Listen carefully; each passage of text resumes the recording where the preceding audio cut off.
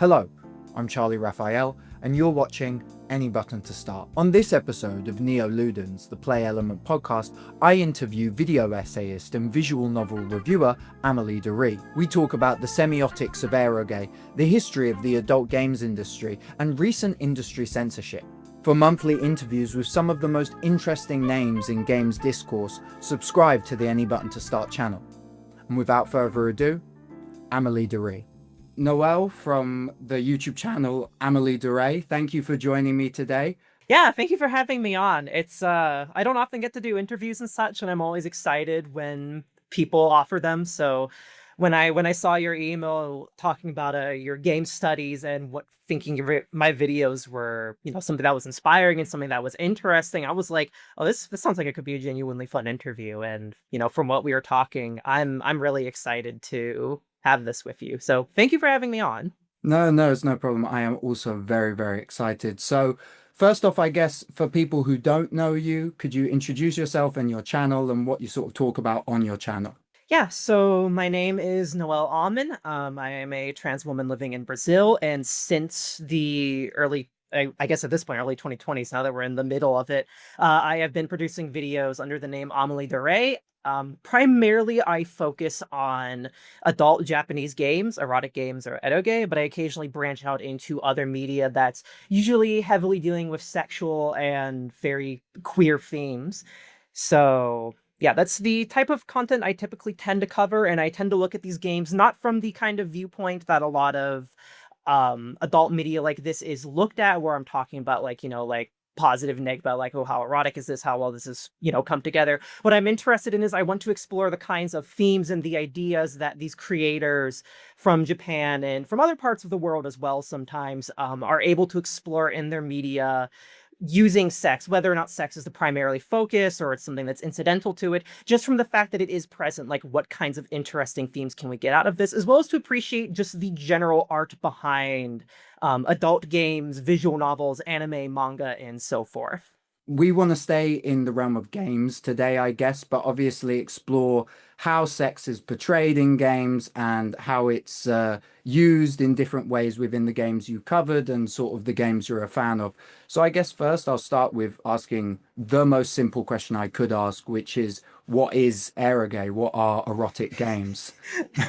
It's funny because that's simultaneously like a very simple question, but it's also a very wide-reaching one because, yeah, so eroge, the Japanese term in Japan, basically just refers to, it's a term referring to literally any game with erotic elements. Like a joke I've heard constantly around friends who are also into the same games is Mass Effect is eroge because eroge, Mass Effect has sex scenes, so now Mass Effect qualifies as this.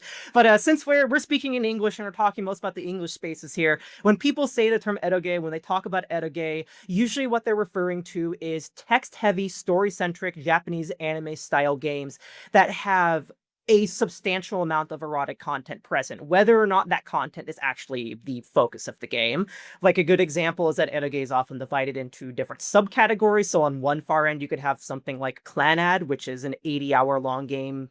Well, not specifically Clanad, because Clanad actually didn't launch with all content, but from the same company, Canon, which is another slice of life game focused on kind of tragic stories with girls. It's a 40-hour, 30-hour long game, and maybe like 2 hours of that are actual sex scenes. You could cut them out of the game. And then on the other far end, you could look at something like Kanojo Kanojo Kanojo, which is like fairly famous nowadays because it had a 18 plus hentai adaptation. And that game is basically just sex scenes. Like, it's got slice of life stuff, it's got things in between, but it's primarily sex scenes. So that's kind of like the wide spectrum that eroge covers. But I think when most people say eroge, they're thinking something that's either in the middle to the far end of the spectrum of terms of how much sexual content it has. Yeah. From what I've experienced, the sort of small parts of the community and the scene that I've Mhm. experienced, nowadays especially, the more mainstream titles, the ones that have had like non-18 plus anime Right. adaptations, they seem, in the English sphere at least, they seem to be marketed or labeled as visual novels. Whereas Yep. something like, yeah, Kanojo, Kanojo, Kanojo, or other like Nuki Gay or the more Mhm. like extreme end, they're the ones, at least in English, that are seen as aerogay. They're seen as maybe even H games or hentai games, whatever the label Right. might be. Right, yeah. People tend to there's definitely like I think there's like a lot more segregation in the English space where a lot of people tend to separate games that aren't like super heavy on the adult content. You could cut it out and they'll just be like, "Oh, that's just, a visual novel." Whereas if a game is like very explicitly features and kind of needs that content, they'll be like, "Oh, that's eroge," where it's, at least in terms of Japanese terms and in terms of how I think about it, it's like, no, if your game is like visual novel-ish and it has sex scenes, like that's eroge. Yeah. Yeah. I understand that. So, what is it that drew you to the genre? What was it about genre is a hard one to Right. label it as. The format, the hmm scene. What is it about Eroge that drew you to it and made you want to make videos about it? So I guess that starts back with my history with the genre that the some of the earliest games I played, hey gosh, like what were some of the earliest ones I played? It's been so long. Well, I guess some of the ones I can think of would be Sayano Uta and Fate Stay Night. I played those. I specifically Sayano Uta, I played it like I think I played it maybe before there was even the official English release of it, but at the very least, the version that I downloaded online had like the H scenes intact. And I remember playing the game when I must have been like 15 or 16 years old, and I mean, that was the first time I'd ever seen a game like just something I would consider to be a game that was like dealt with these very heavy, very disturbing visuals and ideas, but it actually put like real serious weight like behind exploring them. It wasn't just like say, it wasn't like Doom 2016 where it's like, oh, blood and guts are flying everywhere and it's fun and happy and it's great. It's like, no, there's blood and guts everywhere and that's absolutely horrifying. And the kind of like themes the story dealt with of like isolation and being separated from everyone else in society, it really stuck with me. And I didn't delve too much further into the genre after that. I played, I think, Fate Stay Night after that. I played Tsukihime, some of the other like really big ones. And those also resonated with me a lot. But I was playing a lot of other stuff for a while and it stuck back in my head. It's like, these games were really interesting. I think there might be like something here I want to go back to. And after I'd taken a hiatus from doing YouTube videos on a different channel, talking most about FPS games from like 2016 to 2020, I was like, well, I want to get back into this. And no one's talked about visual novels. Maybe this is like something I should like try and really, work on getting into, really work on exploring.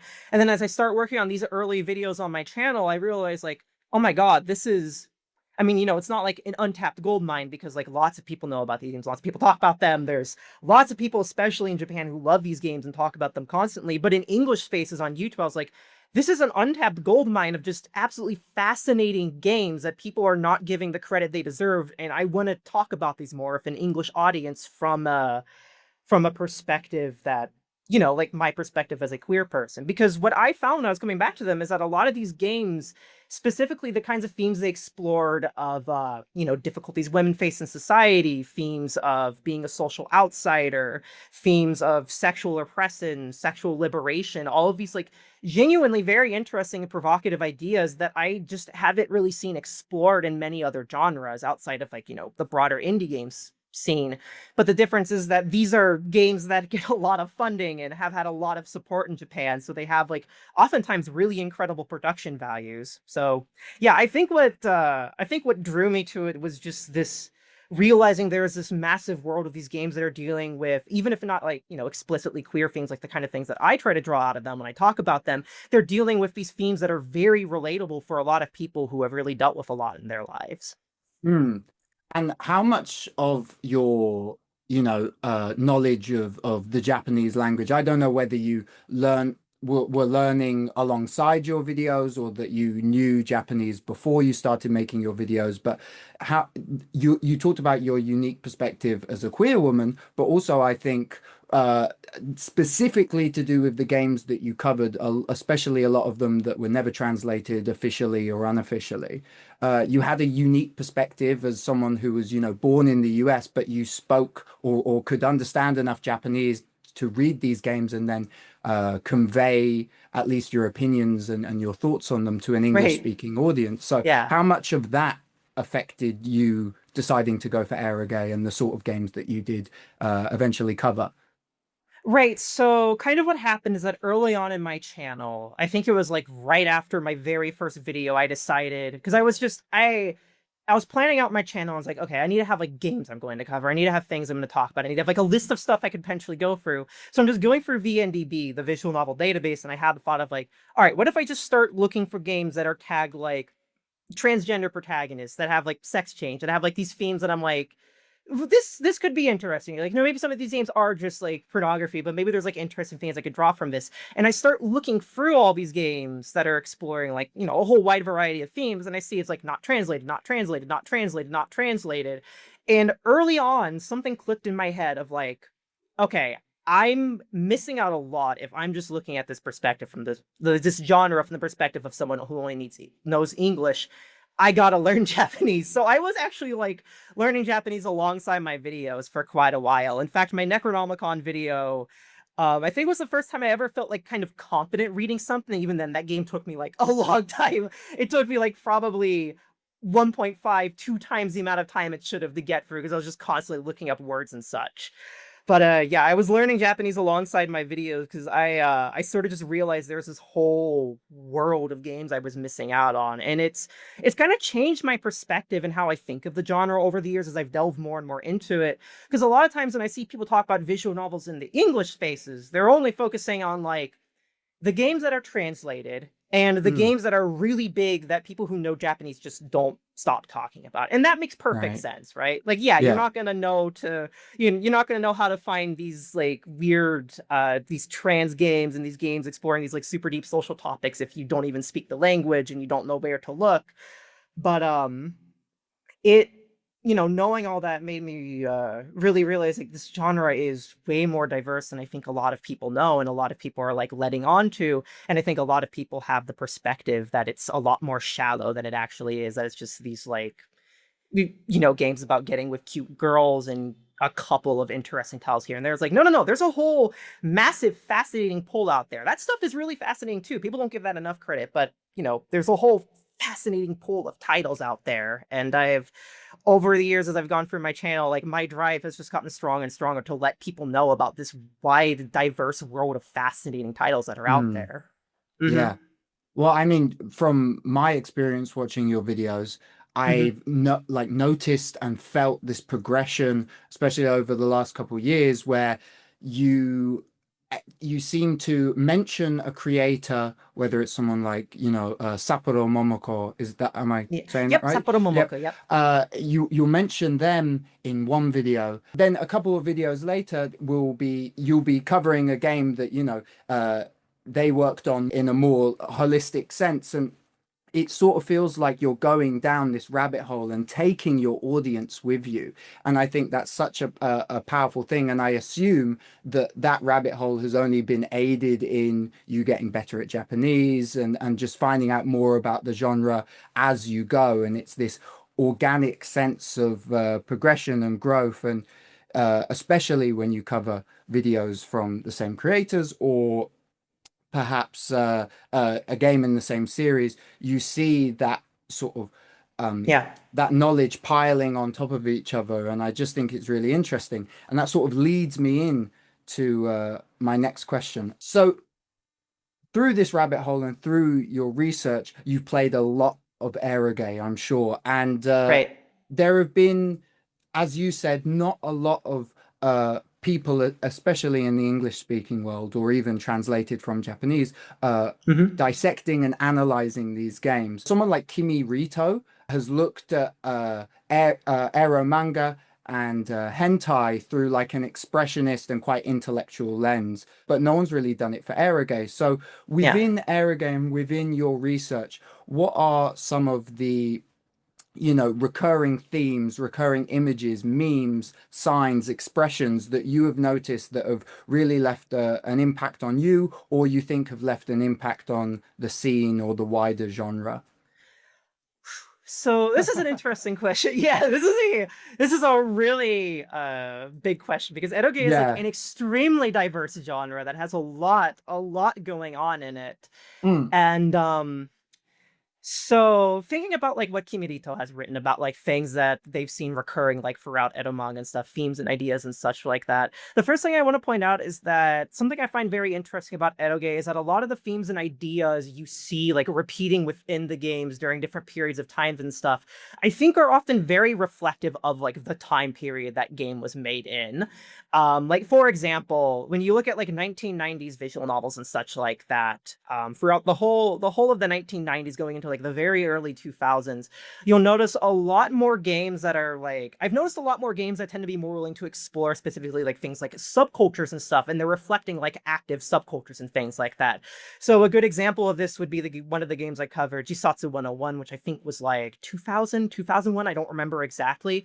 But that game dealt pretty directly with like hot topics dealing with like youth subcultures, like potentially dangerous, what would be considered potentially dangerous youth subcultures, things like denpa, which I'm sure is going to come up later, and Yes. yeah, denpa, ideas of self-harm and such like that. And then you move into the 2000s and games like Two Heart and Clanad have just like Two Heart, Clanad, Canon, etc. are just like absolutely taking off, and you start seeing a lot more of these like ideas of exploring romance and stuff like that, these kinds of sweeter stories and such. And you start seeing like those are also like coming up in anime a lot as well. And then as you go on, like you can kind of see the ideas and themes that are recurring throughout visual novels are also ones that are often recurring throughout anime and manga and such like that, which I've personally found very, very interesting.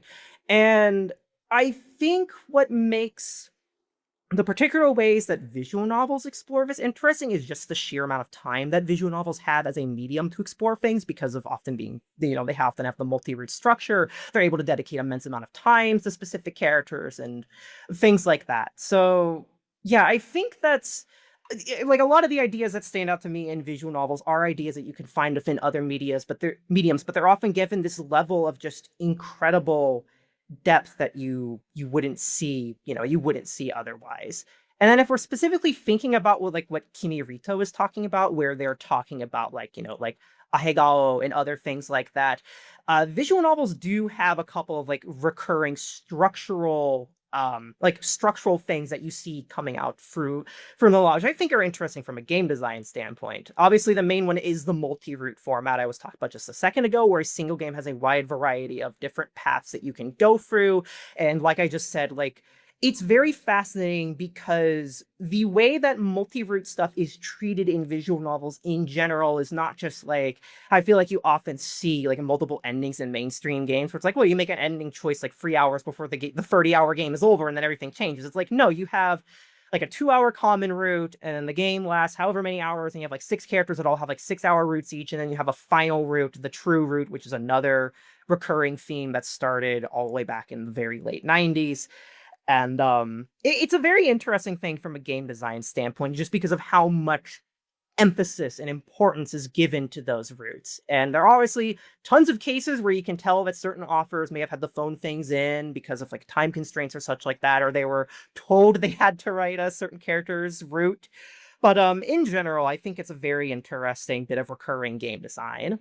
Yeah. Another thing, yeah, you can go on Let's if you have something actually to add. stick on the Yeah. root thing for a minute, Okay. because it's super interesting how, you know, Kimirito is talking about Hmm. the expressions they talk about within their book. The things they talk about are all visual in nature. I mean, manga is almost solely a visual medium, but because you have, as you mentioned, the time aspect with visual novels, and the actual time sync aspect, and the fact that they are linear progressing. I mean, you have to press enter or press space to go to the next text box. The expression that you've noticed is actually, as you said, structural rather than visual or even thematic. And I think Hmm. that uh, that use of structure to make a medium unique is actually very unique to games as a format, as a medium. Do you have any examples of the way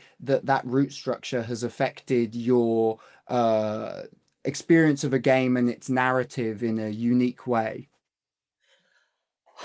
I'm just looking at my shelf here and just like, yeah, I'm just glancing at like, oh my God, what game could I like mention the pull from for that? I'm sorry, I've sprung this one on Oh, you. It's just oh no, going off it's a of good the question. conversation.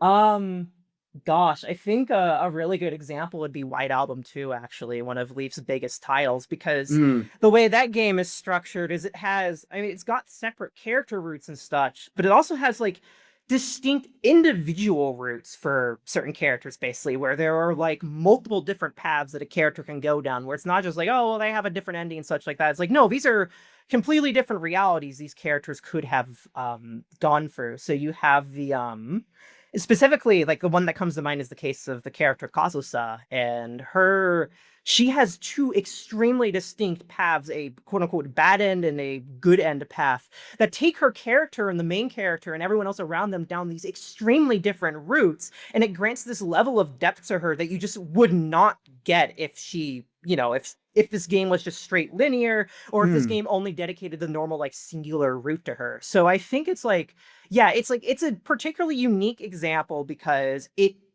takes, like, obviously a lot of visual novels will have like good ends and bad ends for characters and such, but I think like the different paths that Kazusa goes down and can potentially go down go beyond just endings. Like they are just straight up entirely different routes, and they reveal a lot about her in a very like gripping way, where you finish one path and you're like, okay, well now I need to know what happens like in the next one, even if there's only like two or three to go to. Yeah, that's what character roots in general do, and White Album 2 has like a lot that do that specifically. Kazusa is just so fascinating to me because like she already is a main character, but because of the specific drama that's unfolding between her and the other potential main love interest, the alternate route that you can go down with her, the quote unquote like bad route, reveals so many different fascinating potential sides with her. It's really, yeah, it's a really interesting bit of both narrative and game design, because when we're talking about visual novels, the narrative is the game.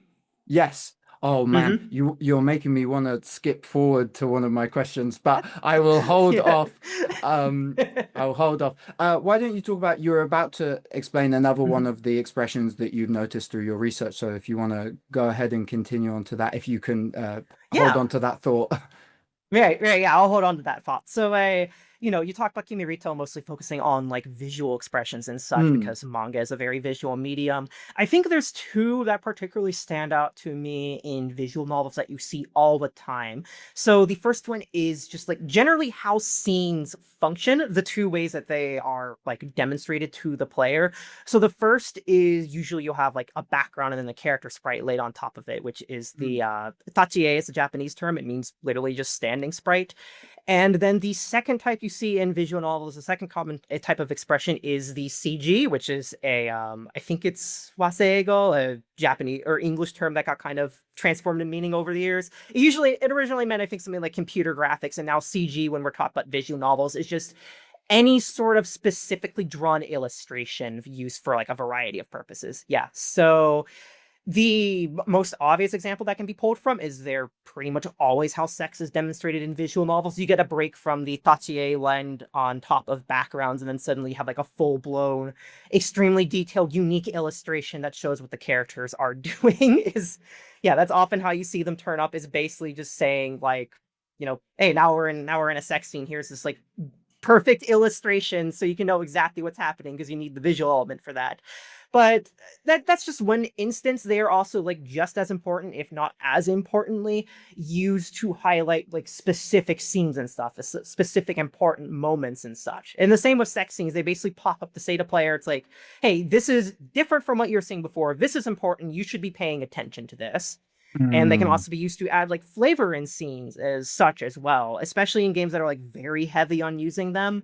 A good example is the independent Dojin game Seabed, which has an absolutely ludicrous amount of CGs for a game of its budget and length. Another example would be a lot of titles by Nitro Plus, because for the longest time, Nitro Plus, who made games like Sayona Uta, Demon Bane, and such like that, their company was structured kind of in a lackadaisical way that was similar to Dojin titles. So if you look at a game like Sayana Uta, one of the things that stands out, as someone who has read a lot of visual novels and did a lot of research into the genre, is that Sayana Uta just, they're a game that is like a proper high budget title. It has an absolutely ludicrous amount of CGs and very few moments where you see the tachies on top of backgrounds. The ratio is kind of like really extremely flipped in Sayana Uta. Yeah, CGs are a lot less common because part of the thing is when you're making visual novels, it's very common for studios to basically say like, they want to be able to have everything developmentally happening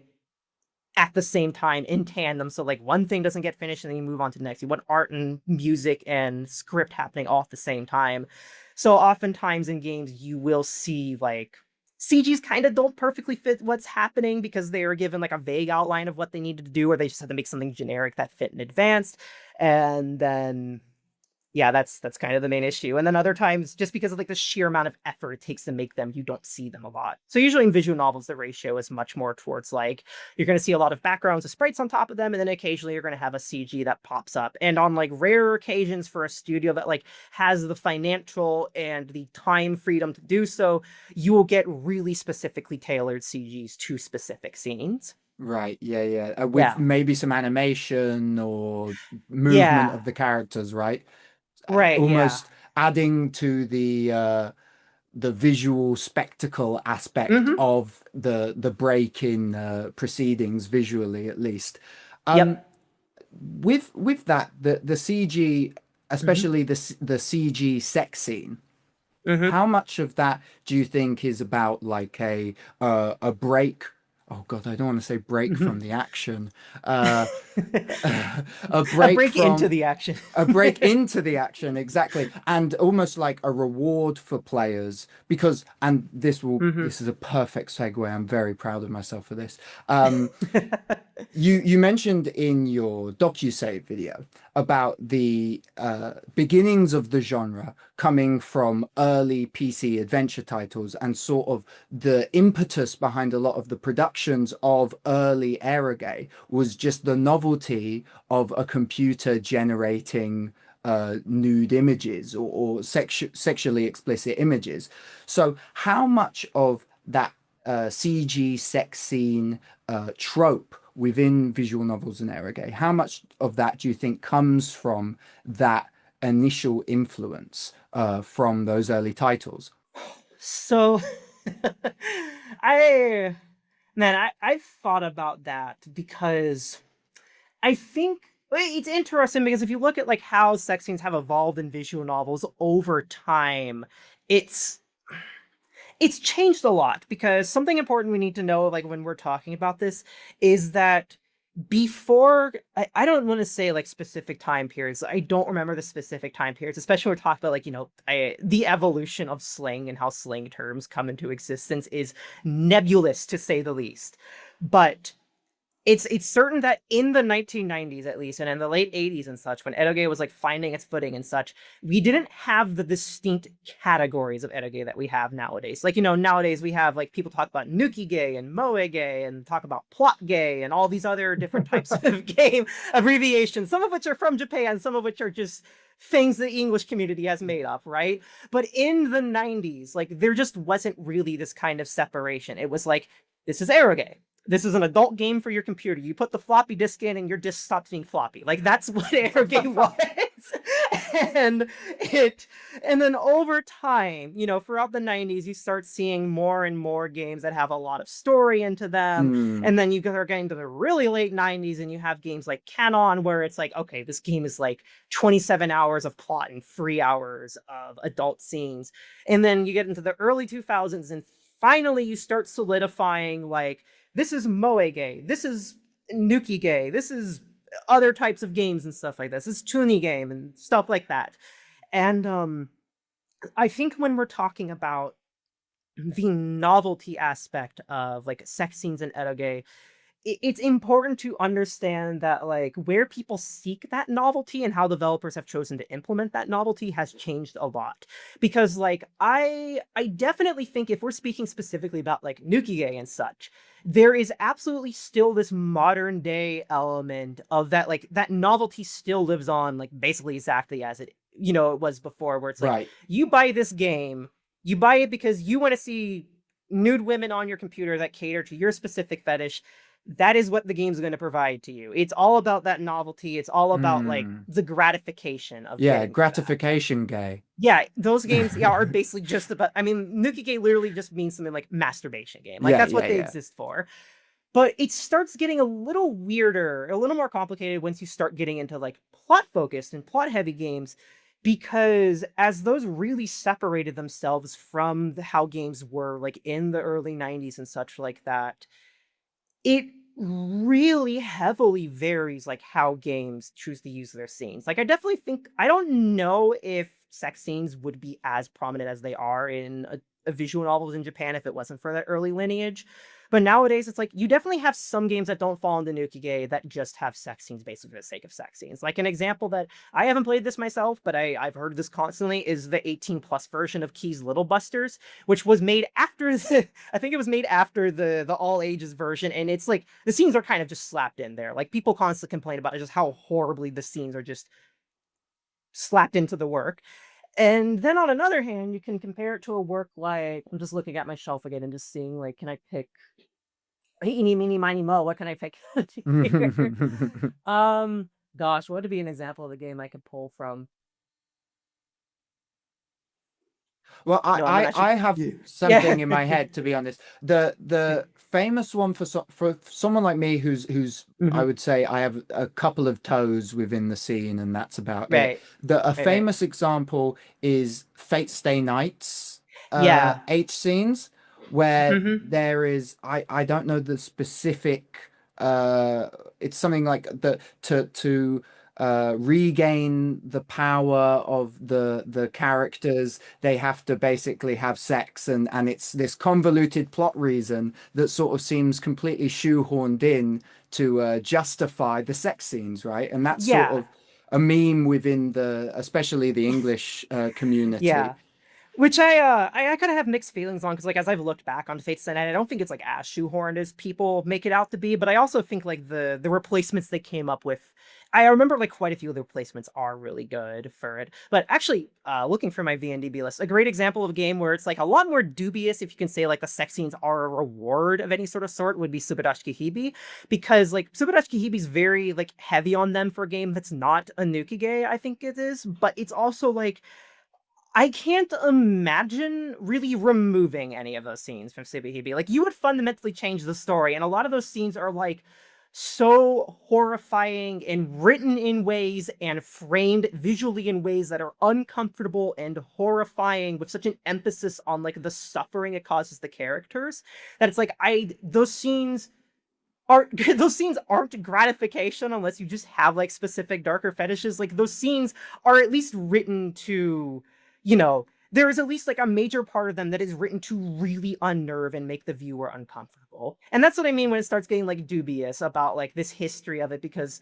you can look at Nuki and see how that's still the computer novelty. You can look at some games like maybe Little Busters 18 plus and you can see how it's still like novelty. But then you look at a game like Subihibi and you can see how this what started out maybe as novelty has now evolved into something where it's like these scenes like have really serious meaning, and the creators at some points may even be intentionally trying to like not gratify the reader with Mm. these. From my perspective, it's just interesting how the the 18 plus category of these Hmm. games seemingly attracted like two sorts of creators, the creators who wanted to this is such a binary look on it, but from an outsider perspective, there are the creators who sort of wanted to cash in on that novelty aspect, and then the creators who came at the lack of censorship or the lack of boundaries within the content that you could put in these games, and sort of went, well, I'm going to take that and use it to an interesting literary degree. And I think a lot of the games that you have covered focus on that sort of side of it and use the allowance of the 18 plus category to tell really interesting stories, even in something that is maybe less so a great work of literature, but something like Tsukihime, which you mentioned Hmm. earlier. I think some of the roots within that game really use the psychosexual Right. aspects of the story, not only to enhance the sex scenes, but the sex scenes enhance the rest of the Yep. narrative. Yeah. Um, and that's just obviously something you could not do in bigger, more mainstream video games with the censorship and all the stuff that comes with that. So you mentioned how a lot of the games a lot of Eroge have that sort of base level gratifying sex scenes that sometimes feel shoehorned in, but a lot of the games that you cover specifically, as you've mentioned in the previous answer, they use their sex scenes and they use the allowance of being able to talk about kink and maybe some off-topic topics that aren't really allowed to be talked about in most games. Right. So how has your perspective as a queer woman changed your reaction and your criticism of these games that explore kink and explore the more underground sides of sex and sexuality? That is a good question. It's So I think for me, it's like sometimes I have a bit of a different perspective than other people might on these games because it's like I'm gonna bring up an example of one of them that I absolutely adore, which is Yami no Koe. And Mm. Yami no Koe, yeah, it's sold as a corruption game. It's sold as a game about like, yeah, characters, people get corrupted and they fall from their quote unquote moral standing and such like that. And I think that's probably how like a lot of people get into it. I've seen quite a few talk about it. It's like, oh yeah, this game is like, it's corruption is so hot, it's so interesting. Yeah, and it's like, you know what? I don't blame it. It's like the game has a lot of really hot concepts in it, but it's like I'm reading it as a queer woman, and I think because I am someone who like, for me, something like having sex with another woman and coming to terms with that is like that is not like something that I need to be corrupted into. That is like something that like yeah, it's like something that I is a part of me, and it's something that I found out about myself. But with Mm. Yami no Koe, it's like it's really interesting to read that game as a queer person because like the kind of ideas it has about like more broadly just sexual liberation and such like that, and how sometimes like you need something to motivate you to become sexually liberated become much more obvious and apparent. And the ability to like I think like more clearly see and read into these types of like queer themes and such about these games is something that comes from my perspective specifically. Like another example would be Tasaku, where the game has a route that focuses on someone who is, they don't use the word trans or stuff like that. There's a lot of complicated gender things going on, and a lot of people misinterpret it because of that. But one of the characters, Toboso, is absolutely a trans woman, and the game focuses a lot on like her difficulties being a trans woman and like living with these emotions and such in a society that is like not supportive, does not provide her like healthy ways to have the body that she wants and such like that. And reading it as a queer person, I feel like much more than a lot of other reviews I read, I was able to much more easily understand, tap in, relate, and expand upon the queer themes that were present within it. And that more broadly goes for just visual novels in general, where it's like if I see, two characters who are just two women who are just kind of fruity with each other, I don't just look at that and I go like, oh, I don't know. These women, it's like, oh wow, maybe there's gay sex that's gonna happen. I'm thinking about like, okay, so how does this like, it's like I see kind of their interactions in my own interactions I've had with other women. So it's like, how are these two like their relationship like, how's it going to change? How does like their apprehensions and their willingness of certain things, how does that affect their dynamic? And another example, a really good example, this would be White Album 2, where it's like I haven't really seen anyone specifically like something that I didn't really see people talk about a lot is the polyamory aspect of the game, where it's like I've seen some people who mention it's like, oh well, like why does Haruki not just why does he not just hook up with both the characters at the same time and manage a polycule? And my perspective as a queer woman who has been in a polycule before is I read that game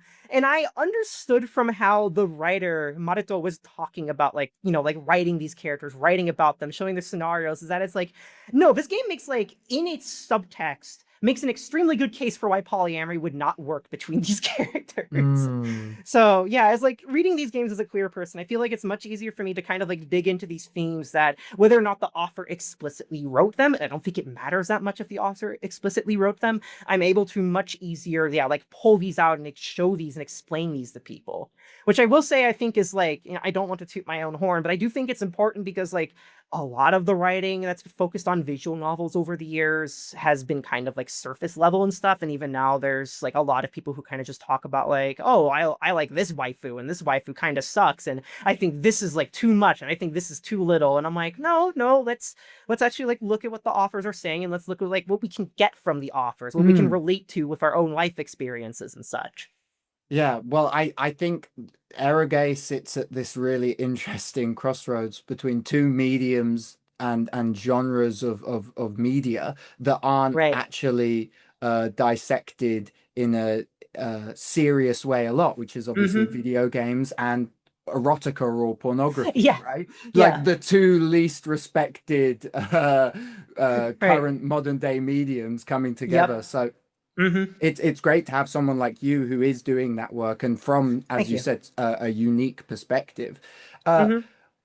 I wonder though, is there occasions where you'll play an eroge that does have queer themes or maybe a queer romance in it, and you think that perhaps it was written from a perspective that is less informed or maybe slightly less respectful than you would expect or want from a game that you're covering?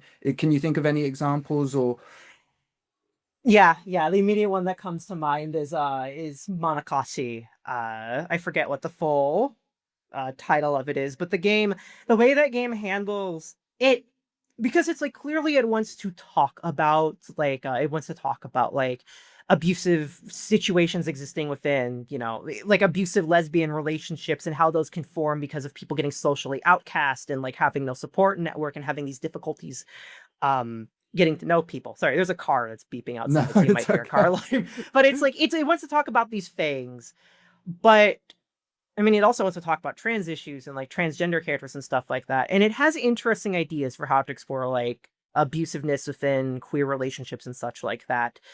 But the way the game goes about it is way too easily forgiving, I think, of abusive circumstances. And it also just doesn't go into depth enough about like the abuse parts of the situation. Like it touches on them like on a surface level and such. It has some interesting ideas about them, but in the end, it feels like the authors did not have like the perspective and the like knowledge to actually be able to pull that off in full and make something meaningful out of it. It kind of just like goes halfway and then it's like, all right, time for sex. And it's like, well, I like Toxic Eerie as much as the next person, but you were doing something here and you stopped. uh, okay, that makes sense. Mhm. So it's the problem really is about like a lack of willingness to dig into those deeper subject matters and those deeper themes within this specific example you're talking about, right?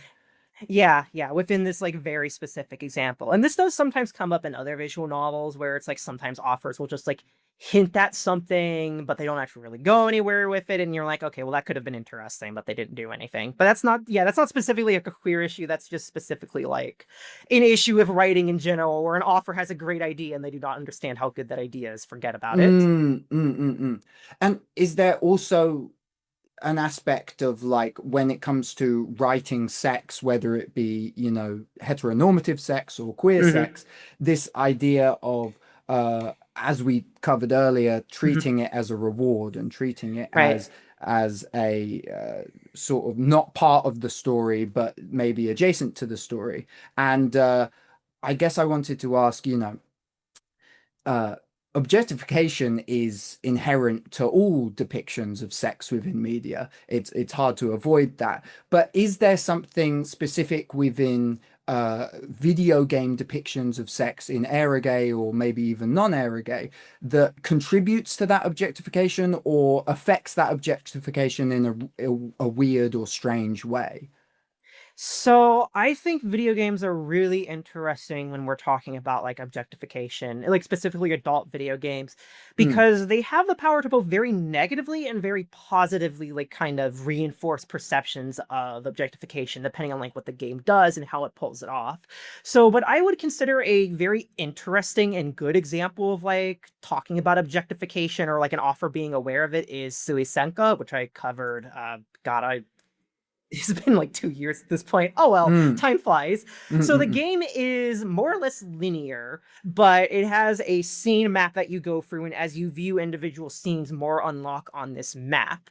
And it gives you a level of agency over how the story progresses, where it's like you read one scene and you're like, okay, on to the next scene, on to the next scene. But you are always the one who's choosing to read those scenes. And a lot of the scenes in Suisenka's map are just dull, boring, repetitious sex scenes that have the most like inane, mind-numbing prose to read that's possible. And then occasionally the game will just drop a bomb on you with a scene that is like massively uncomfortable, massively unnerving, and it kind of clicks in your head. It's like, oh, I chose to do this. Like I chose to see this thing. Mm. I chose to do this thing. I chose to see this specific objectification of this character. And I'm not saying like objectification is good or bad or anything like that here, but I think what's interesting is how, Suisenka is able to give the player interactivity to make them question, like, what does that objectification represent to them? What are they actually feeling with that objectification? Like, you specifically chose to look at this. So it's like, were you choosing this because you wanted to read a sex scene, you just wanted gratification, you didn't really care about like what this said in the plot? Were you clicking on this because you're just trying to go for all these story flags and get for all this, and you can get to the next thing you actually care about, and then you're just kind of like ignoring what's written, you're ignoring how these characters like feel and what's happening in the story as well?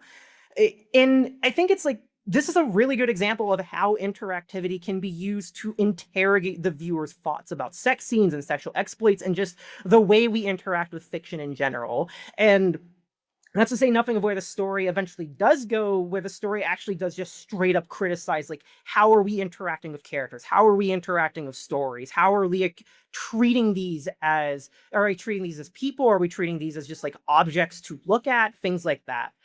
And then on the flip side, on a more like negative kind of mindless side, I think it's really easy for the interactive elements of visual novels that have dull roots to kind of lead the viewer into what Suisenka is attempting to like provoke out of them, which is just going through things and not really caring about them. Yeah, Like clicking a game through that constantly. Yeah, a game that has 5 bad routes and 3 good routes. You might have to go through like some of the bad routes to get to the good routes.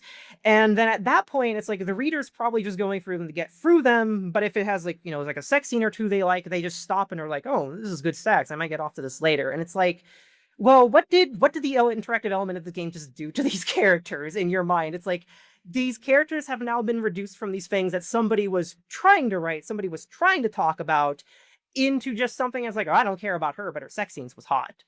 And I don't think there's a problem with something that's like, porn can just be porn. That's not an issue. I think that's completely fine.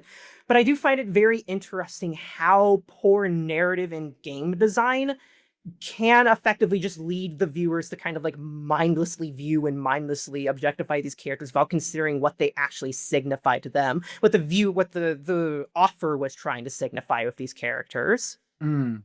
So yeah, I guess whether it be something like Suisenka, which has that ever so slightly more unorthodox structure, Right, or yeah. even something that's more linear, or maybe a route-based thing, like the structure itself can inhibit the care and attention that a player might give to a character or to a plot or themes within it. Right. The Right, yeah. the clicking through to the next text box almost becomes like a mindless act of consumption.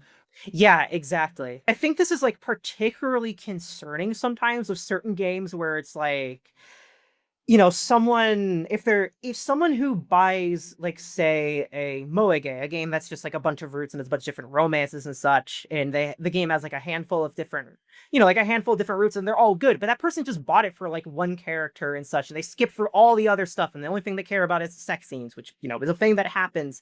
I think it could be like particularly concerning in cases like that, because people give a lot of shit to a lot of things like Nukige and Moege because it's like, oh, this is just fuel for people to get off to. It's like, oh, this is just so people can have like their fantasies of dating someone. But a lot of these games have really in-depth and interesting characters, and they explore interesting like ideas and such.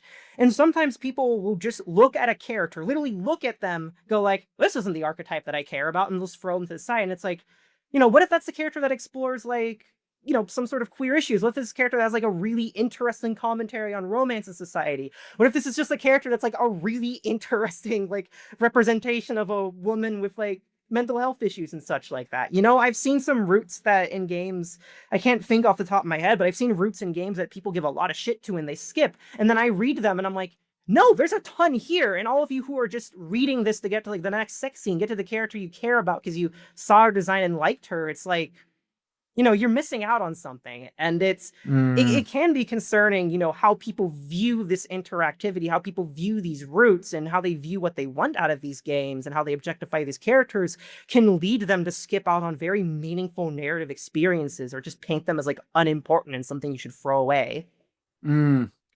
It's, I guess, an interesting problem that is unique to Eroge, where on one hand, it is pornography and it is gratification, but there is all this pretext, and a lot of the time the pretext becomes, the main attraction, whether it be the plot or the characters.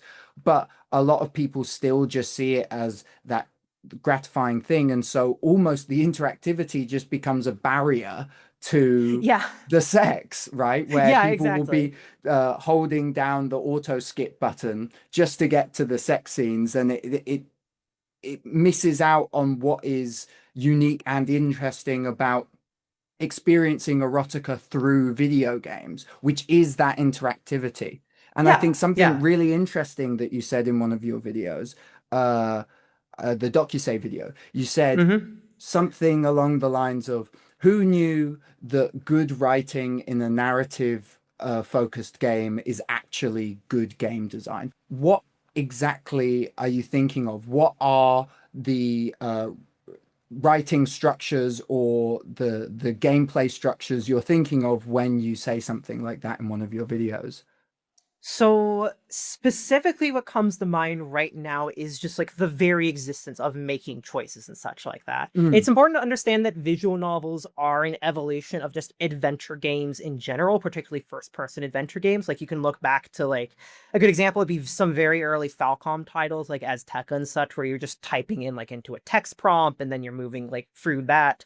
Or Snatcher is another good example of one, though I think that was, I don't remember if Snatcher is like convergent with I don't remember if it was an adventure game when visual novels like kind of came into existence. It's really weird separating adventure games from VN. It's all parallel, yeah. So in a lot of ways, visual novels are really streamlined adventure games. It's not like you're not making constant choices about exploration and trying to get yourself, like, you're trying to like create your own guide through the narrative, your own path through it. The game's now boiled it down to you have fixed choices and decisions to make, and it's guiding you through the narrative for you, more or less. So when I talk about like good characters and good writing being good game design in visual novels, let me put like a metaphor to like something else here. So in a Metroidvania, you often get forks in the road, right? And when a designer puts a fork in a road, the designer probably doesn't want the player to look at that fork and then be like, I don't care about the bottom path. I want to go on the top path. The bottom path's not going to lead to anything. So now you've just invented this obstacle, this like decision for the player to make, this bit of tension, and the player just walk past it and they don't care about it. But in a good Metroidvania game, you see those 2 or 3 separate paths, and you see something that's like alluring you there. You have something that like captivates you to want to get to that. You're after a goal or something like that. And you're like, I want to go on the top path right now, but I'm going to remember that bottom path, and I'm going to come back to that when I'm ready, or maybe when I have like another power up or something. Where the player does go that bottom path and they have like a power up. In this case, in visual novels, it might be like the foresight of how a character interacts and what they want because they went for another story.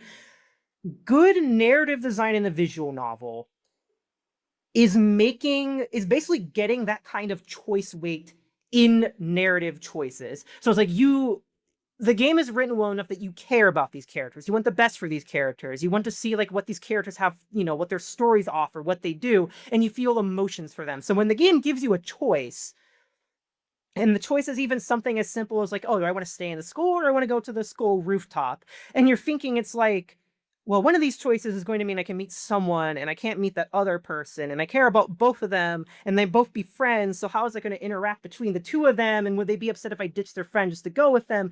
It's like the game narratively builds up all of these traits and all of these things and all like ideas for you to care about with its characters. And then you're presented with a choice and you really have to weigh, it's like, how is this going to affect things? How is this going to like progress me on one route or the other? And then that sticks in the player's brain. And then they get the end of one path, or maybe they get a bad end, and they're like, why didn't it go on the rooftop? What if I went on the rooftop now? I bet that was important and I just missed that.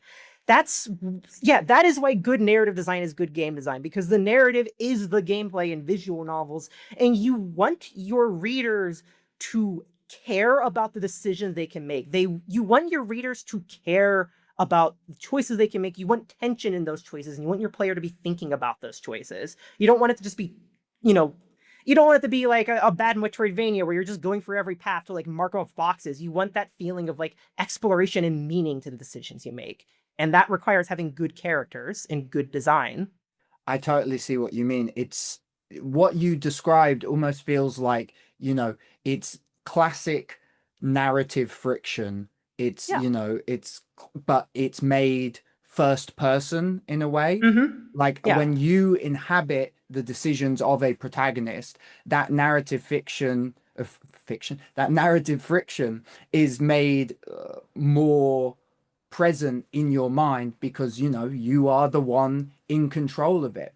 And even if you're a player who maybe will go on a single route of a game, will make the decisions they make and then never think about it afterwards, even if you don't go back and check what was on the school roof, you still get that feeling of friction, that feeling of decisions having consequences within a narrative.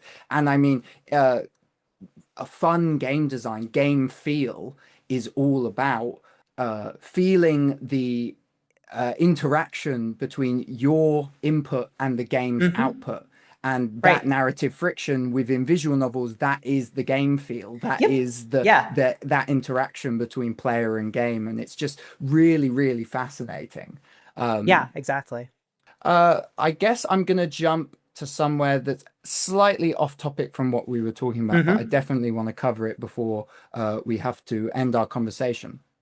Your most popular video is on a game called Sayonara or Oshiete, which is one of the big three of the denpa genre. I guess first, could you explain what denpa is to people who aren't in the know? The most terrifying question in the world for me. Yeah. Yeah. Okay. So I need to be very upfront and say this. I don't think anyone knows what denpa is. Like, Right. I have read basically every single interview I possibly can with like the big free creators. I've played a lot of the big denpa games outside of the big free and the big free. Like I love and I hate denpa. I love denpa enough that I paid the 100% import tax in Brazil to get the Subarashi Hibi 20th anniversary box in my Right. living room shelf. Yeah, I love and hate denpa. So when I complain about this, it comes from a place of love. So first off, there's a lot of different ways people define it, whether to talk about denpa films or denpa music or denpa games or comics. I'm going to speak specifically about as I understand it for the context of denpa games from research that my friends and I have done. So denpa, as I understand it, is psychological horror derived from contemporary subcultures and youth's issues, focusing on a detachment from reality and social isolation.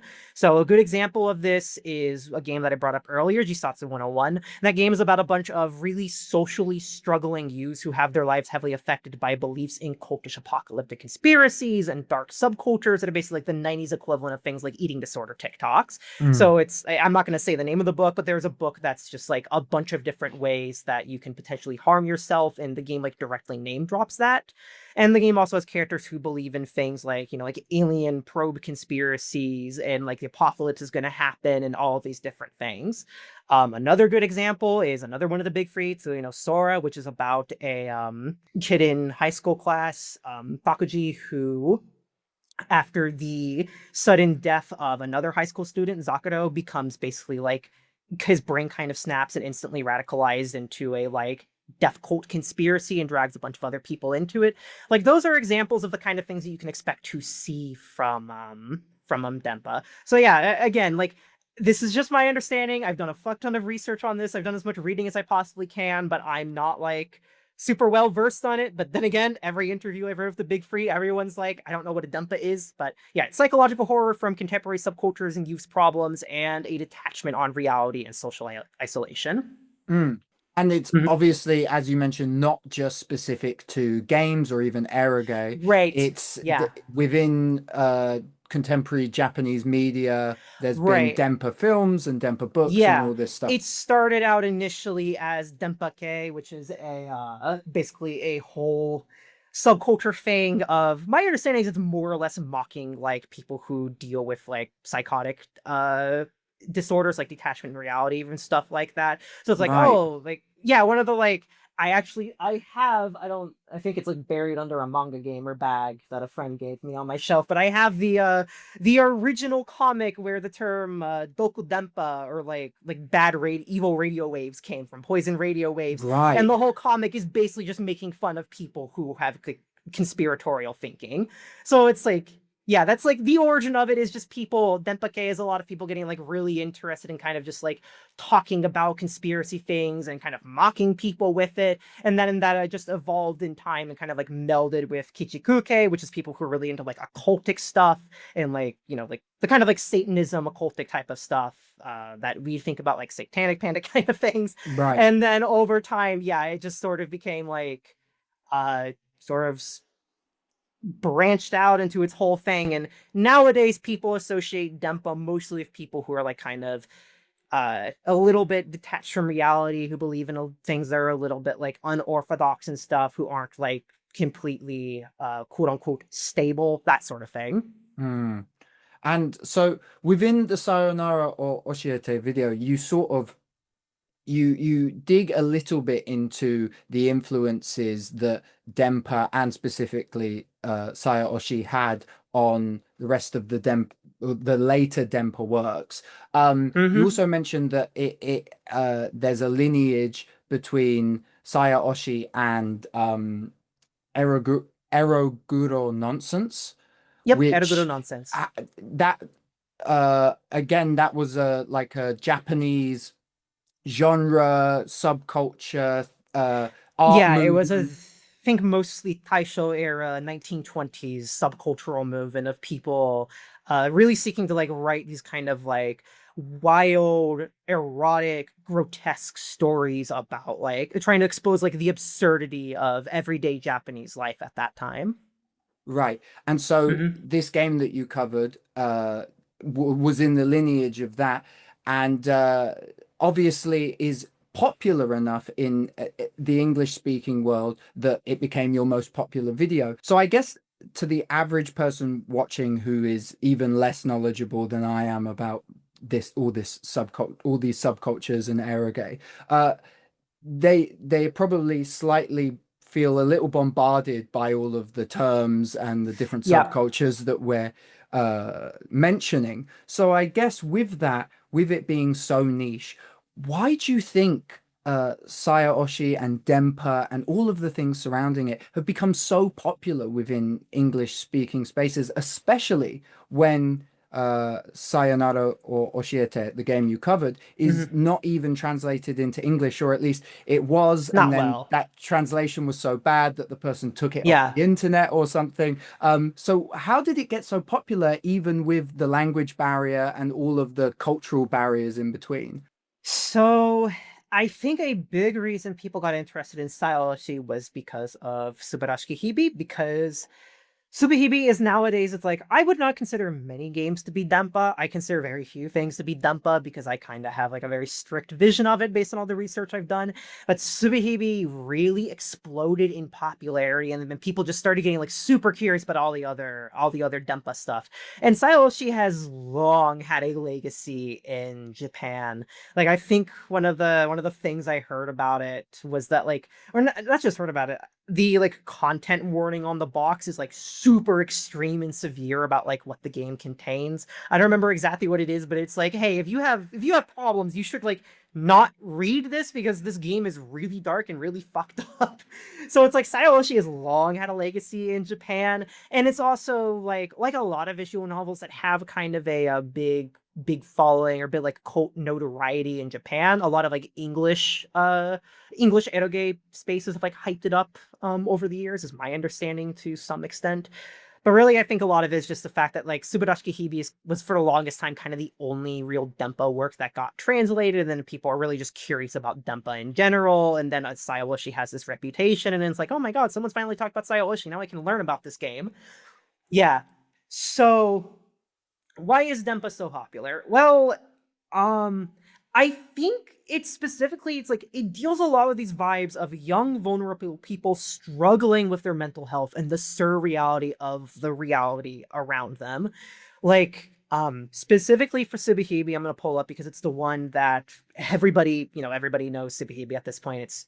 It's translated really, really well. It's super popular.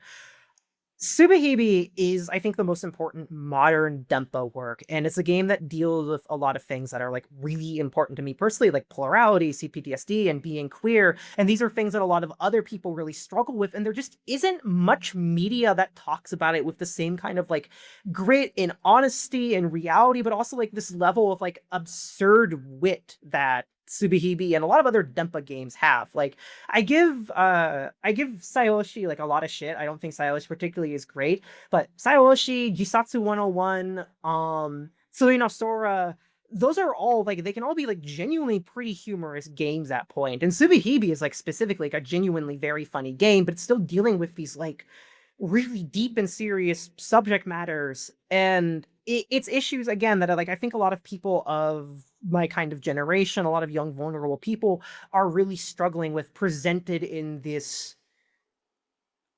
unorthodox, complicated, but very comprehensible way that really gets to them. Like Subihibi specifically really gets like the brain poisoning of the internet, even if it's mostly dealing with like 2010s, like late 2000s, early 2010s, like Chan type of culture stuff.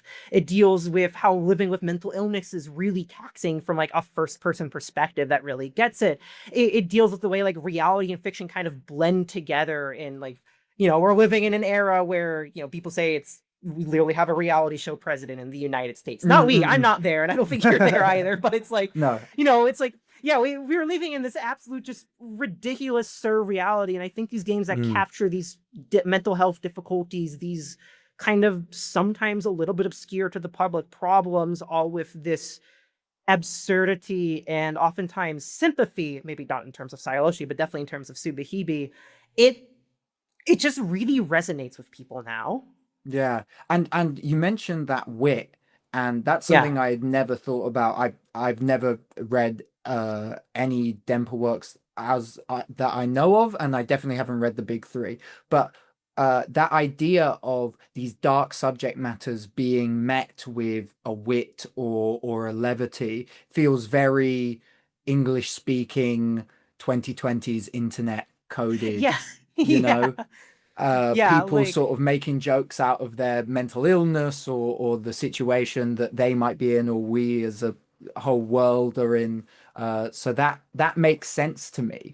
But it's still interesting from a perspective of internet subcultures and the English speaking world. From when I was watching your video, what made the most sense to me was Sayaoshi has incredible visuals. Like, that's a just big part super, too, the vibes. Yeah, the vibes. It is one of the most screenshotable games I've ever seen. Can I just like interrupt with something for like one moment? Yeah, please. I've had so many people send me just links to like random TikToks and stuff that are just like people like gushing about like art or just like vague aesthetics and plot ideas about games I talk about. And I think there may have been like one or two from like Sayoshi or something at some point. And yeah, it's like the fact that a lot of denpa games are just like aesthetically super pleasing, and Sayoshi I think is like a particularly good example. It's like, you don't need to know Japanese to look at that game and be like, that's how I feel. That's my phone wallpaper. That's my aesthetic now. Yeah, that's like 100%. yeah, that's something like 100%. particularly special about some of those And games. the soundtrack as well, which I've Right. given a listen since your video, it's just cool, and It it is. really sells itself. So I think uh it's probably that was people's like gateway into it, and then the things that you Mm-hmm. spoke about Yeah. were probably what kept people around and kept Mm-hmm. people interested. Uh Yep. but I mean, as in the English speaking world, more and more people are learning about the games that you cover and the games that are popular within visual novels, eroge, and the general scene around all of these Japanese import games. Right. Uh, that in recent years there have been slightly more controversies about sexual content within games, objectifying content within games, especially from games from Japan. And these, when news of censorship or games being edited in some sort of way, whether it be for all markets or specifically Western markets, when news of that hits a certain subsect of the English speaking internet, all hell seems to break loose. And Yup. it seems to be a conversation that is cyclical and happens maybe once a year.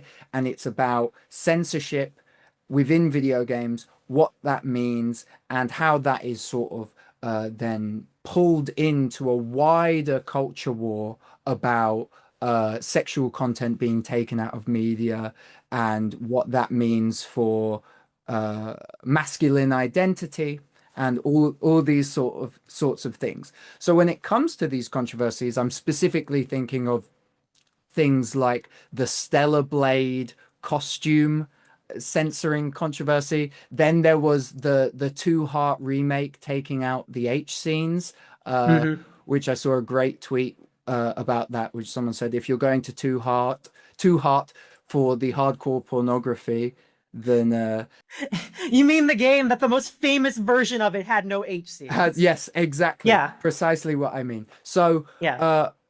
in terms of the games that you cover, where do these controversies sort of sit within your mind, and what's your take on a lot of these controversies?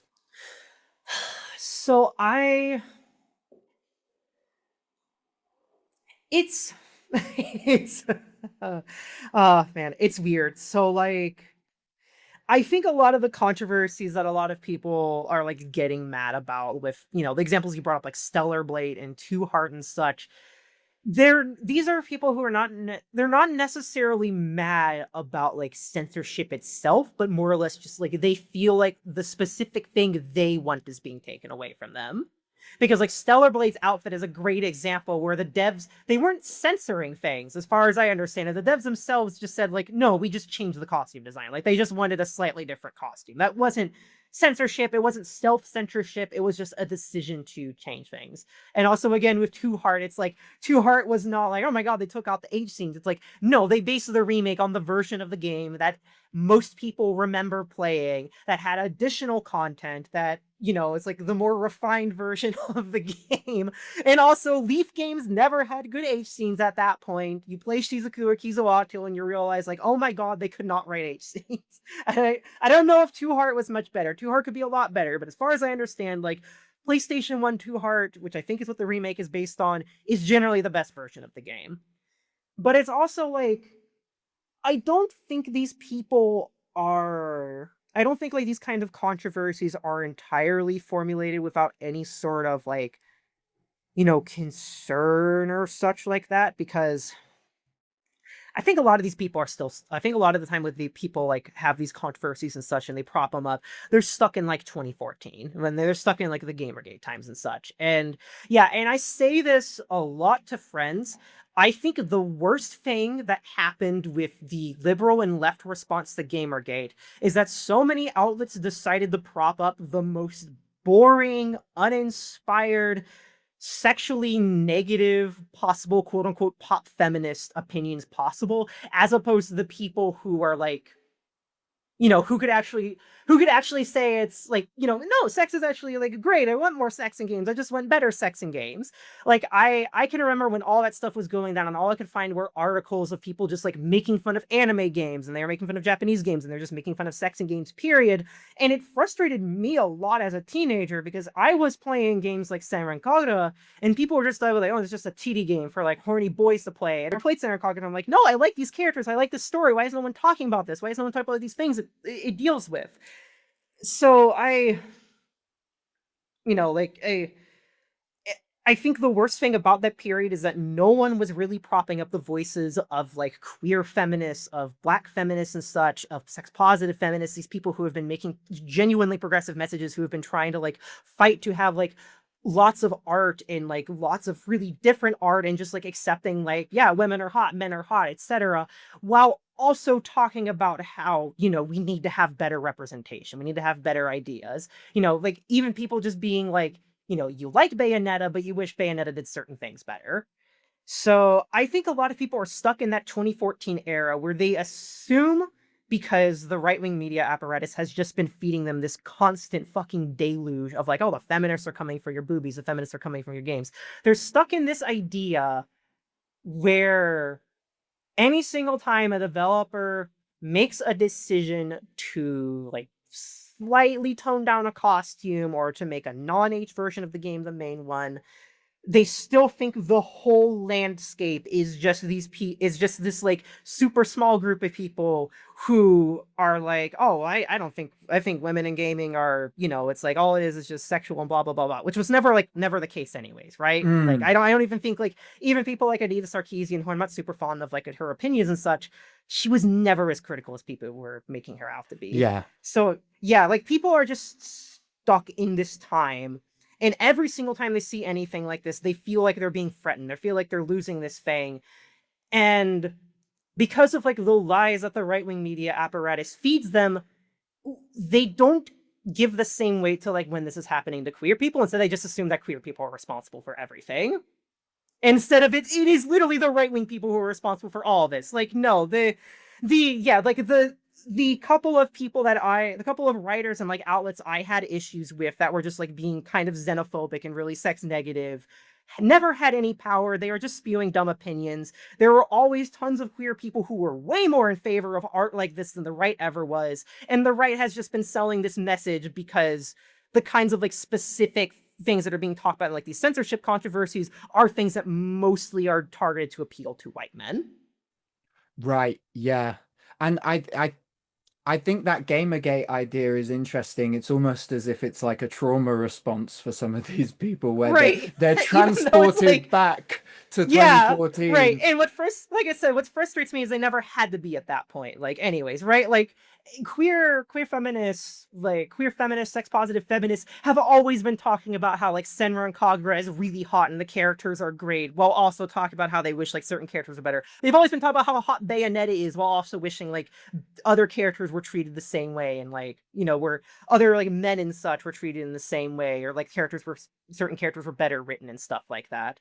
So my thought on these controversies specifically is that a lot of these people are just, they care about censorship to the extent that the right-wing media apparatus kind of allows them to care about it, which is as it like affects like heterosexual, very like patriarchal, women are objects types of expressions.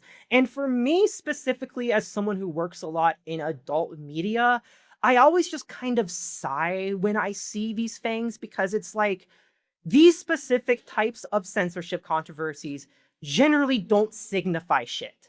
Like even when they are like something that isn't just a developer deciding to self-censor and they're making up problems, these types of like the things that they get mad about with like women's revealing outfits and such like that, those are never going to go away. They're never going to have problems with that. No, the types of censorship controversy that actually matter are the ones that are affecting queer media, that are affecting queer expression, that are affecting like overtly very sexual types of games, like, you know, like Eroge, which has had a long history of dealing with censorship issues like stuff and such. It is like really dealing with them right now.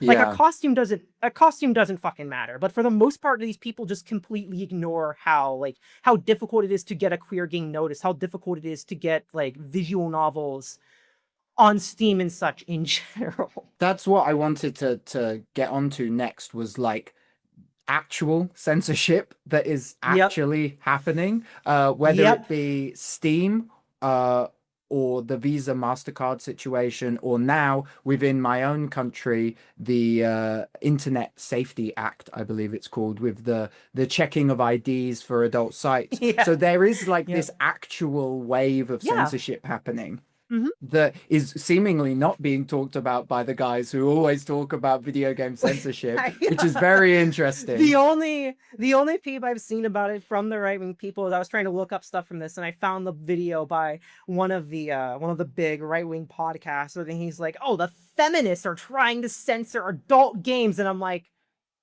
they called themselves feminists, but they're not fucking feminists, man. Visa Yeah, MasterCard, that they are yeah, the Visa, ultimate Mastercard, and feminists. yeah, random Gabe lady from Newell. Australia, linchpins of feminism. Yeah. I guess with these situations, I guess I'll explain it a tiny bit for people who aren't in the know. Basically, the Steam situation, it's getting increasingly harder to get Yep. adult games published on Steam, which is obviously the biggest PC marketplace for video games, and obviously the PC is where most adult games are made for. And with the Visa MasterCard situation, this is a situation that is affecting adult media in total. But Visa MasterCard have basically told their vendors that they are not allowed to be used as a payment processor for any adult content. So that counts for normal pornography, adult games, I believe even sex toys and stuff like that in certain regions, maybe, but don't quote me on that one. So with all of that happening, how is that affecting, or how is it going to affect the current Japanese eroge industry? How much do you know about that, and what can you really speak to on that? So, in terms of like how current censorship is affecting the Japanese industry, Mm, so I'm not sure, like I'm not up to date with the Japanese side of things, like to the current day, right? But I am aware of it. It's like there are like Japanese companies who are like very concerned right now over what Visa Mastercard is doing. They're very concerned how this might affect them. And this has been like before this happened to itch.io, before this happened to Steam, this has actually been a pretty serious issue for Japanese digital storefronts that sell adult games. One of the very obvious examples of this is DL Site, who for a period, for context, DL Site is the largest, I think, international Japanese-based digital distributor of like adult media, of doujin media, and so forth. And I believe it was either early this year. No, I think it was much earlier this year. DL Site had to basically they had to take they had to delist from the international storefront a bunch of adult games because they were getting in the constant issues of payment processors. And because before that happened earlier this year, they had a system for a long time where it was basically like you could not pay with a credit card. You had to pay with DL points, basically. And they weren't like that hard to get. But this was basically the compromise where it's like you buy points with the credit card and then you use the points to pay for stuff, blah, blah, blah, blah, blah. So DL Site wanted to get Visa MasterCard back because obviously not having credit card support is a massive impact on your ability to make sales. And the compromise was they had to take down a ton of stuff from the international storefront. DMM, which is another really big one, they're related to Fonza, who is a big Japanese like eroge company, and DMM manages the digital distribution for a lot of huge titles. Like there's a lot of DMM exclusives that are like big money makers for the eroge industry and such.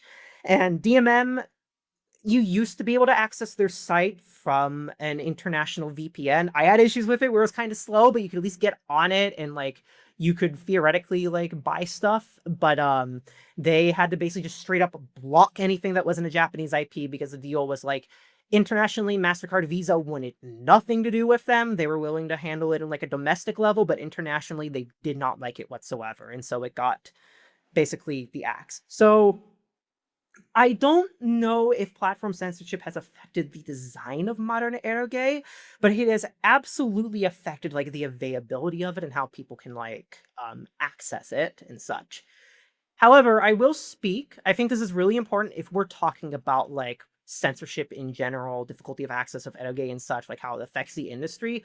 It's really important to talk about the eroge ratings industry because the eroge's rating Right. agency is probably the thing that's impacted the history of the genre of the most. If you don't mind me going on this tangent, 'cause I No, think this is please. This important. sounds very interesting. Please go ahead. Yeah, so I talked about this a bit in my IIO-san video, which was just an absolutely wacky game series. But basically what happened is in the early 1990s, I don't remember where specifically this was. I think it might have been somewhere in Osaka, but a kid got a copy of the game Saudi, which is a frankly just kind of awful, like a darker eroge. It's not good. But a kid got access to it, I think like a teenager. He did not get his age properly checked, even though it was an 18 plus title. So a bunch of grassroots Japanese right-wing political groups who, well, quote unquote grassroots, I think they were like pretty much funded by the Liberal Democratic Party, flipped their shit and were talking about how kids were just like, oh my god, all the children are getting access to this corruptive media and like just the typical like moral panic stuff. Um Everybody freaked out. There were police raids on the offices of Eroge Studios. You can find people who like were in the raids and such talk about like being terrified for their life. They watched their bosses get basically like handcuffed to chairs just for making pornography because some kid stole or paid for a copy of it when he wasn't of age. And after a long story, this resulted in the formation of the Computer Software Rinnikiko, or Sofurin. It's the basically the software ethics rating agency. And it's really hard to understand the exact impact that Sofurin has had on eroge because Sofurin is really closeted about their processes. But from writings from eroge authors, from like the guidelines book they have online that they've revised like 10 fucking times over the years, Sofurin is kind of like basically can be said to be they were probably very homophobic. In fact, like during I think there's like an anecdote from maybe Tada from Alisoft who talk about how they're basically Sofurin was like, well, I don't think we should have these darker games. I think we should have stuff that promotes good family values. So they were kind of homophobic, against kinky sexual expression, and again constantly wanting to promote family values. And the effect that Sofurin has had is, I mean, I think it's the most direct measure you can see is like pretty soon after they had like they were rating everything, mandated everything be rated by them, is you see a lot more like games that are like way less dark in terms of what they handle. You have games that have a lot more like typical heteronormative expressions of sexuality and such like that. I think it's a bit speculated that part of the reason why Nitroplus has been signed on to another ratings agency, who I think came in like the early 2000s, they might be moderated by Japan's film board, is because that agency kind of followed Sofurin's example when they came into being, but they were less harshness about queerness, gore, etc., which, you know, Nitroplus is the studio that has Nitrotriol, who makes games like Slow Damage and Dramatical Murder and such. Nitroplus is the studio that made Sayano Uta, probably got into fights with Sofurin and were like, no, we can't deal with this shit.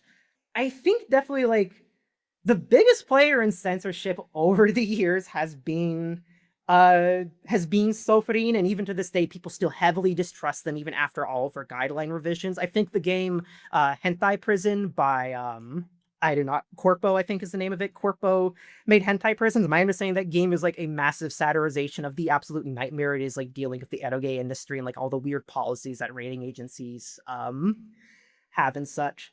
So yeah, I think you know people like talk about censorship crises now, and some people get surprised like this is a new thing that's happening. It's like, no, this has been an issue with adult media like ever since adult media has existed. And it's not at all a surprise these sorts of things can happen. And again, it's frustrating that people will go off about like a fucking costume because of their Gamergate trauma, but they aren't talking about the fact that the Japanese industry has been skewed for a really long time because of the ratings agency. Mm. And And yeah. I mean, the Japanese industry, as you said, has been skewed, but I mean, the Western industry is basically Oh yeah. non-existent because of that, because of similar Oh yeah. censorship and similar ESRB, yeah. rating. Yeah, the Yeah. adults only rating not being able to be sold in physical stores. I mean, pre-internet, that made it so there was basically no Western Eroge. I mean, there obviously were some, but it was just from a business perspective, it just was not a viable product to make, so it Right, just yeah. didn't happen. Sofiting, Sofiting at least allowed these games to exist, even if they were like watching over everyone with a hawk's eye, Mm, or sometimes not because they did let things slip. But it's like they at least let these games, excuse me, they at least let them exist, and they were sold in like specialized computer stores and such. But the ESRB is, I mean, the ESRB is awful, absolutely atrocious. But yeah, they just killed the adults gaming industry here, and now it's like the second it starts gaining any sort of steam, I think, with stuff like itch.io, then yeah. it gets the ban hammer because of Visa MasterCard. Yeah, and it does suck because I mean the indie erotic game scene, Western scene has been It's really amazing. interesting over the past few years, and especially with all the Steam releases. I mean, that has been reaching such a wider audience, Right, and yeah. there's this fear that it might just all go away now, and all of these young creators who had really promising first few games now won't be able to let that potential Yep. be acted out, and it is Yeah. quite sad. But I mean, Yeah. whilst all of this is going on, all these modern sort of Western centric censorship controversies is going on, at the same time the appearance of etchy or sort of slightly erotic but not explicit content within video games has actually seen a resurgence, and has seen like especially from Western companies, there seems to be a more of an incentive to add slightly suggestive content to video games. And I think that a big reason for that could be because of monetization structures. I mean, with the move to microtransactions and in-game Right. purchases, this idea of slight titillation has seeped into games that wouldn't traditionally have that sort of content. How do you think that measures up, or how do you think that will affect more explicit, traditionally monetized games when we have all of these gacha games and skins within family-friendly Right. games, or Right. games even marketed towards kids that have this titillating aspect, and that's sort of the reason they're put into these games. I'm thinking of, Mm-hmm. some Fortnite skins even, Oh or God. the whole thing around Marvel Rivals Yeah. Oh. recently. I was Oh my completely God. unplugged from that, so I don't know what it was, but I saw that this game for kids had a bunch of like skins that were quite titillating. So Yeah. how do you square these two separate things, the increased censorship but also the increase in this content? Like, how does that work? So I think how do I phrase this? How do I think about this?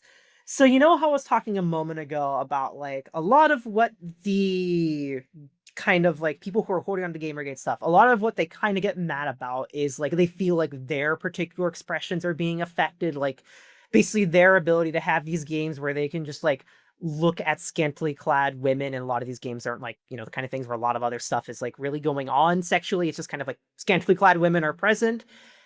It I think like I'm not super surprised that we have this like censorship happening at the same time that we have like gotcha games and stuff like getting more and more suggestive and stuff, because a lot of what the censorship is targeting is very like highly explicit sexual expression. Not only is it highly explicit sexual expression, it's often like sexual expression that you would consider not entirely heteronormative.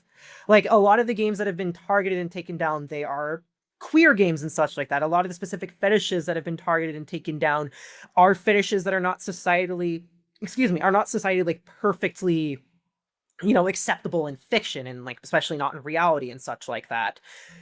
Meanwhile, a lot of the expressions of sexuality you see in gotcha games are like, well, there's borderline and upskirt. There's like an up boob there, or not an up boob, there's like under boob. There are these like, you can see characters who are scantily clad, but they're not totally naked. There are these like very common ways of looking at women in sexual ways that I don't think have ever been particularly under threat because they don't provide any sort of threat whatsoever to any sort of like status quo, any sort of like notions of like what's normal and such like that.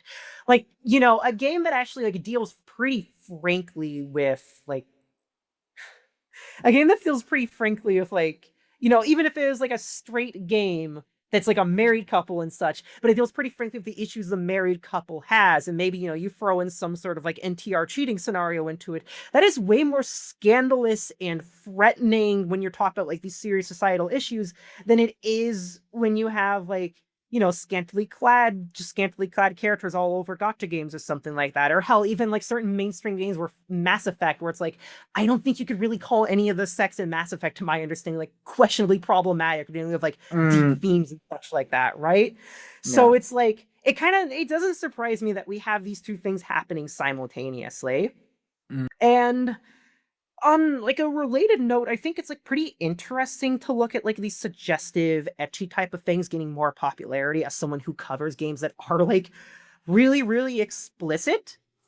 Because what I notice with the ecchi type of stuff is sometimes it feels ultimately like a lot more in your face about sexuality than like the actual like adult games do, right? Because gotcha games are usually very heavily monetized with microtransactions that are constantly trying to get you to like pay for those microtransactions. They're constantly trying to get you to roll on characters. They want you to spend money. They're just constantly trying to come up with these new things to grab your attention and keep you coming back to it and so forth and so forth. Whereas, like, say, like, an adult game, it's like, I pay whatever, like 8,000 yen for my copy of Tsukini Yoriso Otome no Saho. I've already paid 8,000 yen for it. My two options are either I play this game or I don't play it, but probably this game has me as its captive audience, and I'm going to go through it because I want to get my money's worth. I don't need the game to constantly keep poking me about, like, new characters, new designs. Hey, there's this thing. If you just play a little bit more, you could get this new character skin. It's like, no, I've already got this game. It's in my hands. I'm going to go through it anyways. It doesn't need to be super brazen about constantly trying to get me to play it and pick it up and such like that. So in a way, I think like Eroge and such can be like a bit more reserved and thoughtful about it, even if that's not what you would expect from a game that bills itself as explicit, just because it's like, it knows its audience is already there. It knows its audience is going to read it. It doesn't need to harass its audience into paying for microtransactions and getting the new girl in a bikini. 100%.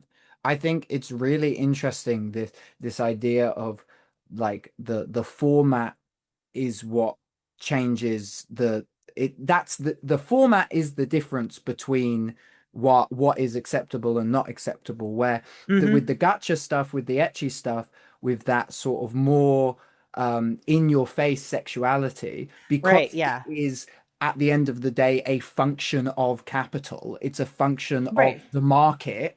It And seems, they're normalized yes, heteronormative expressions. yes, exactly. That becomes acceptable. Yep. Whereas, the product that you pay once for and then you own completely, Yeah. that can, because of that, can deal with things in a more subtle way or deal with topics Yeah. that are less mainstream, that ends up being censored or just being not considered, Right. Yeah. because there's less profit there, there's less Yeah.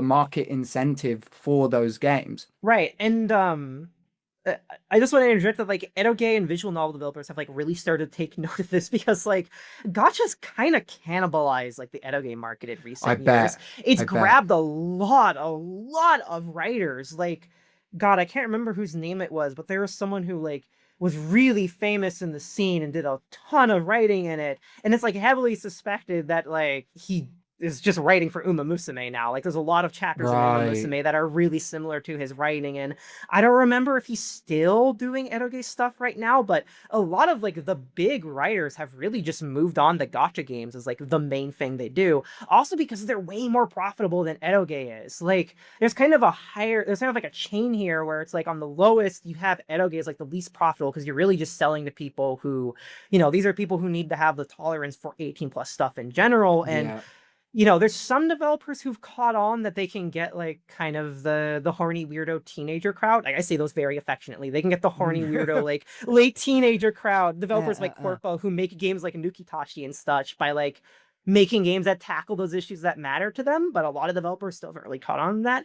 And then in the middle you got like kind of the console games because a lot of developers realize that there's good money in doing like console ports of games, and then they're like, Yeah. why don't we just focus on like all ages stuff in general? We make the 18 plus an afterthought. And at the very top, you have gotcha games because it's like, well, people accept that you can just have scantily clad women in gotcha games, and they're a recurring money machine.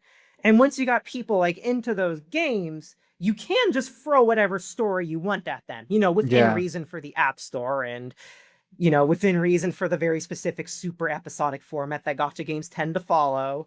Yeah. But it's still like they really have cannibalized the eroge market and even just the broader visual novel market.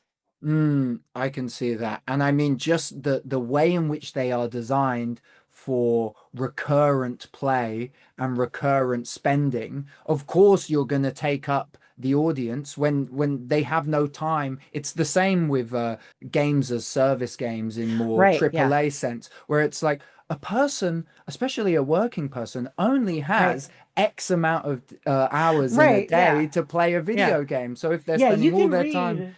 You can read Blue Archive on a train. You can't really read like Steins Gate on the train. You can get for like one Yeah. episode of Blue Archive, and it's like, okay, well, my train's gonna arrive in like 3 minutes. I'll just like look at the title screen for like 3 minutes. Where it's Steins Gate, it's like, when does this chapter end? When does this chapter end? When does this chapter end? Am I gonna get to a good point? Yeah. Gotcha games have become like a very good mechanism for delivering a visual novel type of story with recurring monetization and having a format that pretty explicitly cooperates with like the working person's schedule, as opposed to like a really long form and obviously long piece of art where it's like you have to dedicate time to it. I see that. I definitely see that. I almost notice like a parallel between these two different forms of like erotic media with like, this might sound silly now that I'm saying it out loud, but like a classic eroge might be closer to an erotic novel, whereas like the gacha game is like a never-ending scroll of pornographic material, maybe not No, that's an explicit apt comparison. right? Where it's like this older form, maybe because of its age as a medium, has taken on a slightly more serious tone and can deal with slightly more interesting things. But this new age medium of the gacha game or the short form video app, they prey on attention and they prey on sensationalism, and maybe the same forces that are causing the Twitter uproars and all that stuff is what is causing this shift towards instant gratification, constant recurring gratification that we see in gacha and that we just don't see in the long drawn out plots of many eroge. I mean, it takes hours upon hours upon hours to get to the sex scenes in a lot of eroge. So it's just this interesting shift in audience perception and audience expectation when it comes to computer generated nudity, I suppose. I really do think that the fact that you can just like, you don't have to go through, like you don't have to go through an eroge because like, or even just like try to find stuff from it because like, oh my god, I have a lot of friends who are in their like 30s and 40s and they talk about like downloading eroge CGs off of like Usenet or like Usenet boards and such like that, and that was like some of the only anime imagery they would be able to get. And then obviously like, otherwise if you're you pick up some of like first translated Eroge, you're just picking up whatever's available, and you're like, oh man, I can actually get like anime stuff like this, and it's like you come in for that, but you're also getting these like massive stories and stuff like that. Whereas like nowadays, it's like you just open up Twitter and you get an infinite scroll of art that is like it's catered to exactly what you want. Yeah, you can always find what you want. I mean, it's the thing with the modern day is it's so much convenience all of the time. But that's probably a good place to end it, because the next conversation is way too big to have here. It could go on forever. Yes, indeed. Well, thank you so much for sitting down and talking with me. I think we've mined some interesting nuggets of information and some interesting analysis of your interests and the stuff you cover in your videos and the stuff that I'm hoping to cover in mine, and hopefully what both of our audiences are interested in. So thank you very much for sitting down with me. Thank you too. This was honestly an absolutely wonderful interview. You had some very, very fascinating questions, and it got me thinking about some things. And it's like, I don't think of myself generally as someone who's like, explicitly a critic and such like that. So it's pretty interesting to talk about these things from, I guess, a more like almost scholarly sort of perspective, to think a bit deeper about these think a bit deeper about these subjects and put a bit more weight on them than I usually get to in videos and such. So yeah, this was a wonderful opportunity. Thank you so much. That's awesome. Thank you. Thank you. That's really good to hear. Cool. Well, thank you. Thank you.